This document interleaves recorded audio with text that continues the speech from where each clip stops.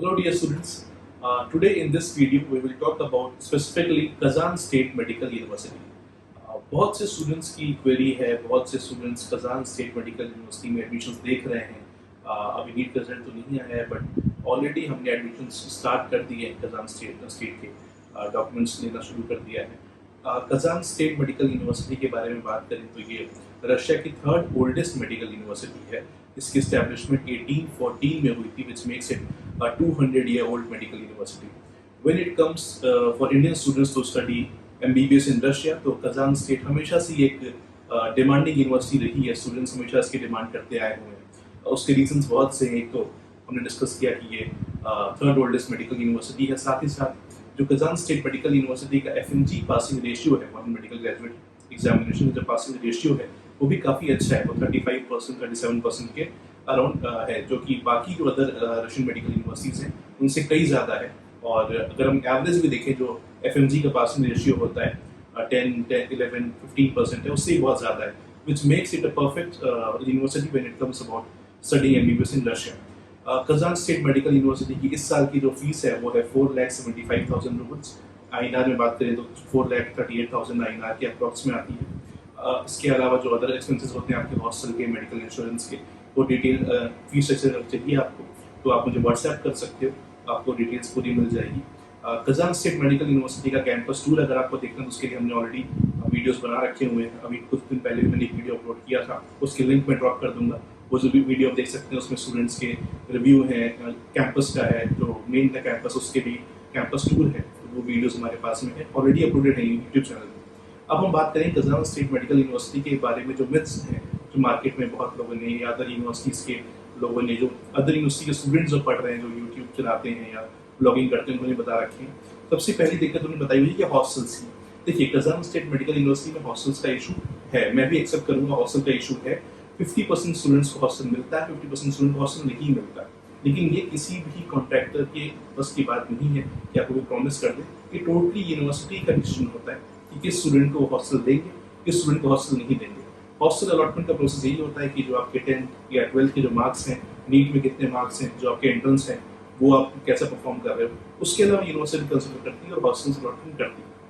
इसको ओवरकम करने के लिए हमने इस साल से कजान स्टेट मेडिकल यूनिवर्सिटी में हमारे पास खुद का प्राइवेट हॉस्टल है।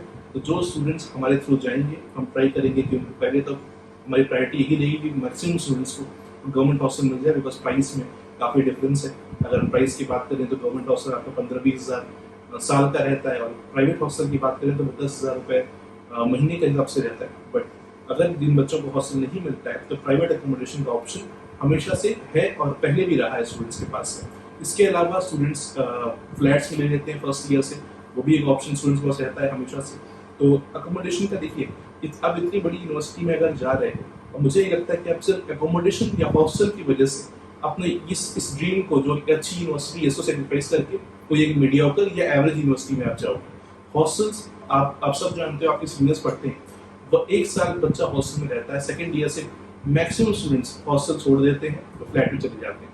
कजान बीइंग अच्छी सिटी है, बड़ी सिटी है, लेकिन एक्सपेंसिव इतनी नहीं है। इट्स नॉट लाइक मॉस्को और पीटर्सबर्ग, तो वहाँ पर आपका लिविंग कॉस्ट इतना ज़्यादा नहीं आता है। दूसरी जो लोगों ने बताया हुआ है कि मेस, देखिए कजान स्टेट मेडिकल यूनिवर्सिटी में भी किसी की मेस नहीं है। तो अगर आप हॉस्टल में रहते हो तो भी आपको सेल्फ कुक करना पड़ता है, इधर प्राइवेट में रहोगे या गवर्नमेंट में रहोगे। आपको किचन का एरिया मिला हुआ है, कॉमन किचन है, वहाँ पर सारे सामान, इंडियंस के सारे सामान मिलते हैं। इवन जो मैंने अपनी वीडियो बनाई हुई है, आप देखेंगे कैंपस टूर की, उसमें जो कजान स्टेट मेडिकल यूनिवर्सिटी के कैंटीन है उसमें भी इंडियन के जो खाने हैं, इंडियन फूड है, वो अवेलेबल है।